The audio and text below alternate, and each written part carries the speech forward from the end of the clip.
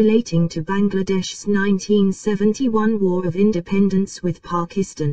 তার মৃত্যুর কথা উল্লেখ করে ওয়ার্ল্ড নিউজ বলেছে 1971 সালে পাকিস্তানকে সমর্থন করে বাংলাদেশের স্বাধীনতার বিপক্ষে তার অবস্থানের অভিযোগ। ওয়ার্ল্ড মিডিয়ার মধ্যে সবার আগে গোলাম আজমের মৃত্যুর খবর প্রচার করে বিবিসি। মৃত্যু সংবাদের সাথে বলা হয় গোলাম আজম বিতর্কিত নেতা।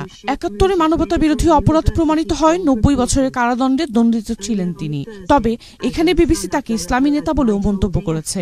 মানবতা বিরোধী 60 ধরনের অভিযোগের মধ্যে 5টি প্রমাণিত হয়, এই রায় দেয় আদালত। এশিয়ান নিউজ অনলাইন বলছে বিতর্কিত নেতা গোলাম আজম, যিনি কোনোদিন তার ঘৃণ্য কাজের জন্য অনুতপ্ত হননি, বরং স্বাধীনতার বিপক্ষে প্রচারণা চালিয়েছেন দেশ স্বাধীন হওয়ার পরও। গ্লোবাল পোস্ট জানিয়েছে বাংলাদেশের ধর্মনিরপেক্ষ সরকারের প্রতিষ্ঠিত বিশেষ আদালতে গোলাম আজমকে অভিযুক্ত করা হয়। বলা হয় নাৎসি নেতা হিটলারের সাথে তুলনা করে গোলাম আজমের মৃত্যুদণ্ড চেয়েছিল রাষ্ট্রপক্ষ।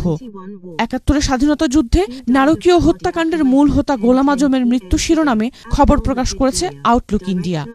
ওয়েস্ট অস্ট্রেলিয়া জানায় শুধুমাত্র সংখ্যাগরিষ্ঠ ব্যক্তিদের ধর্মীয় বিশ্বাসের দোহাই দিয়েই গোলাম আজমের নেতৃত্বে জামায়াত 2000 কিলোমিটার দূরের পূর্ব পাকিস্তানের সাথে পৃথক হবার বিরোধিতা করেছিল।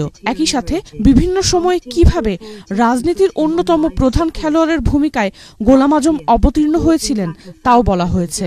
আরব নিউজ সহ মধ্যপ্রাচ্যের কয়েকটি গণমাধ্যমে বলা হয়েছে গোলাম আজম ছিলেন বাংলাদেশের ধর্মীয় নেতা।